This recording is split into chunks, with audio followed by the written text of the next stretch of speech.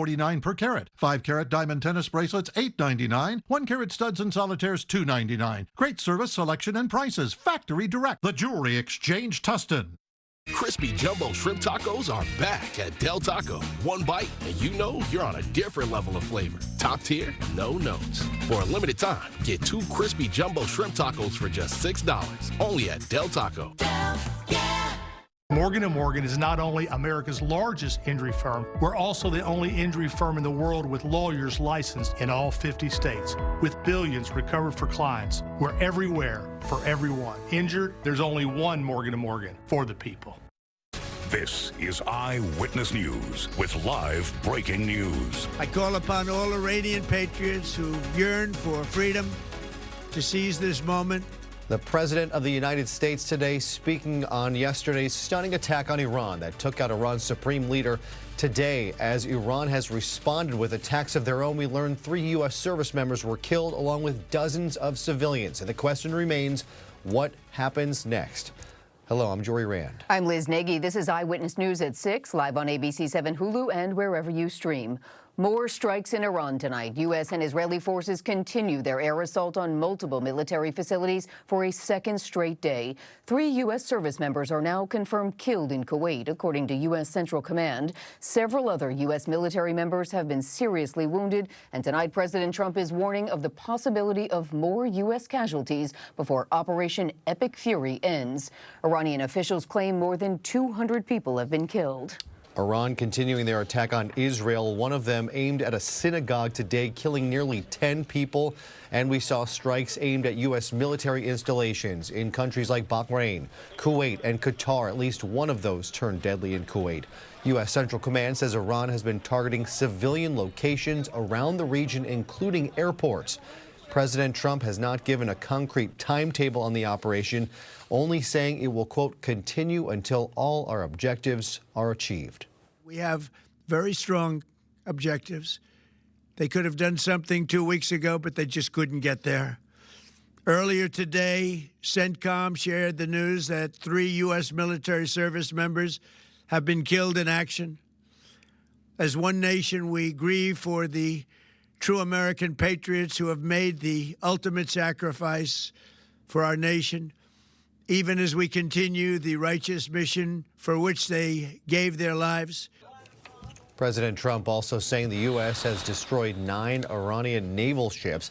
ABC News has confirmed the CIA had been tracking Ayatollah Ali Khamenei for months, as well as the patterns of his life. The timing of this attack was reportedly moved up when the CIA learned there would be a meeting between Khamenei and top leaders on Saturday. According to other reports, Israel had already been planning to attack Iran for months based on its own intelligence. And here in Southern California, hundreds of Iranian Americans rallied and celebrated the deaths of Iran's supreme leader. Some who even said they were opposed to President Trump before are now praising his military action. Eyewitness News reporter Tim Pulliam is live in Westwood this evening with more on the rally and how people there are reacting to the strikes in Iran. Tim. Yeah, Liz, Jory, the group was celebrating here all afternoon. They have since gone home. They say what is happening in Iran is a moment for change.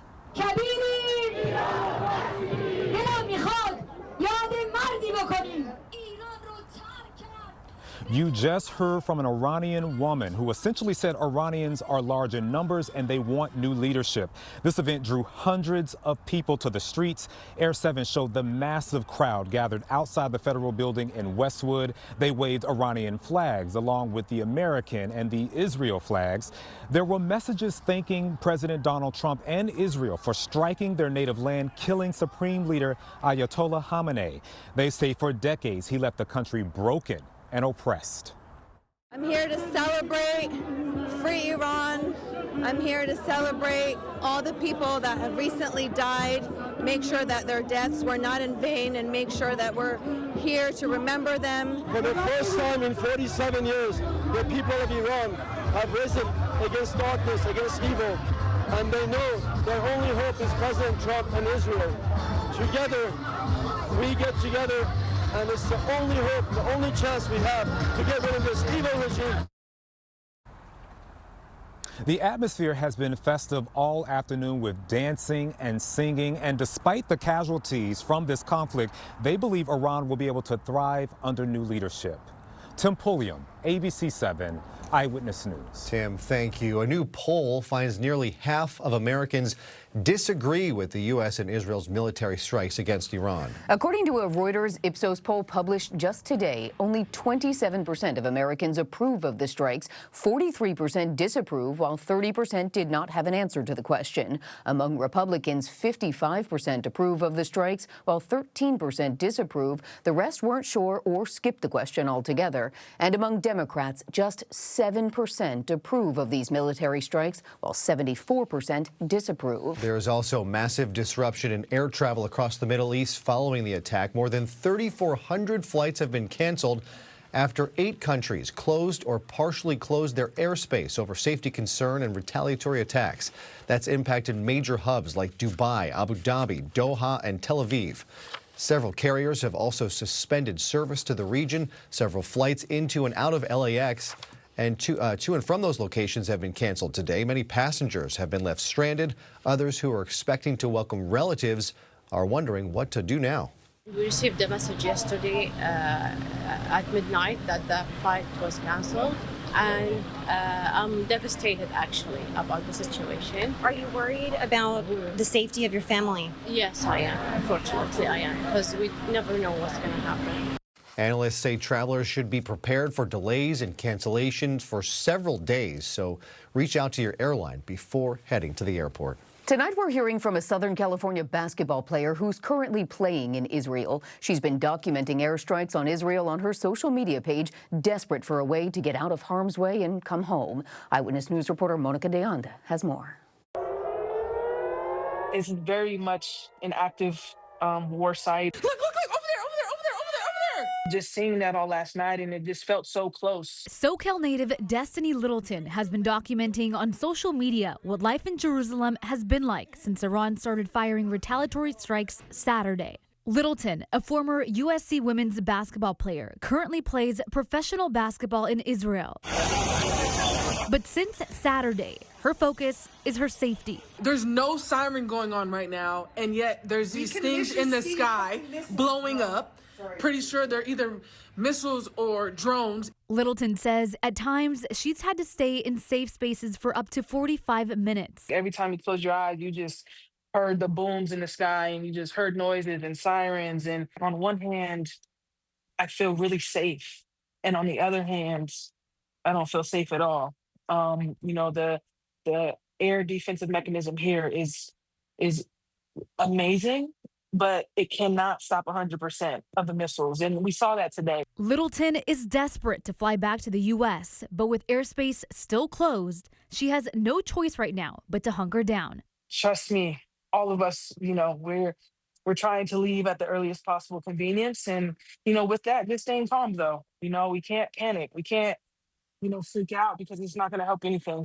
So really just praying and hoping that this will end very soon. Monica De Anda, ABC 7 Eyewitness News.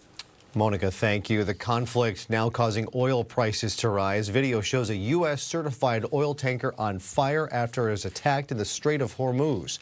The crew was evacuated. Energy experts now say Iran has closed the strait, where about a fifth of the world's oil travels.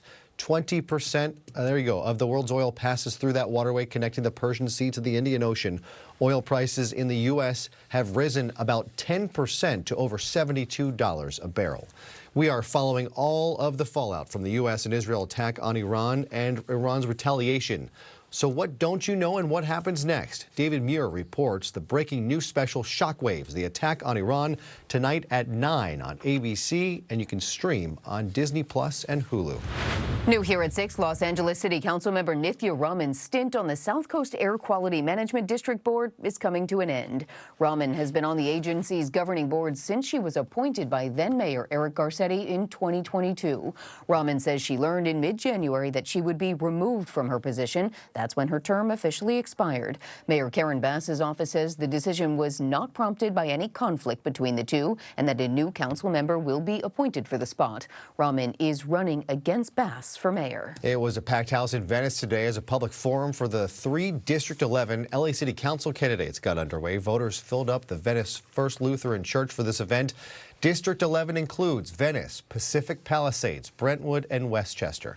Incumbent Tracy Park faced challenges. Faiza Malik and Jeremy Weinberg, they're facing issues that include homelessness, public safety, and economic recovery after the fires. Our own ABC 7 political reporter Josh Haskell served as moderator. Well, terror in the streets of Austin after a gunman opens fire at a busy bar overnight. 2 people were